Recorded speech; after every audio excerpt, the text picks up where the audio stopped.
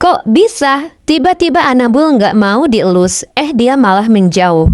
Patah hati deh, tapi jangan sedih dulu, itu bukan berarti dia benci kamu. Kucing punya suasana hati yang berubah-ubah atau mood swing ya. Kadang mereka ingin dekat, kadang ingin sendiri. Ada beberapa alasan kenapa kucing menolak disentuh. Bisa jadi dia sedang lelah, lapar, atau merasa tidak aman. Ada juga kucing yang punya bagian tubuh sensitif, seperti perut atau ekor. Jadi kalau disentuh di sana, mereka langsung kabur. Selain itu, kucing juga butuh ruang pribadi. Sama seperti manusia, mereka ingin dihargai. Jadi kalau kucing mau menjauh, kasih dia waktu. Biasanya setelah tenang, dia yang akan datang mendekat. Intinya, kucing butuh kasih sayang, tapi juga butuh kebebasan.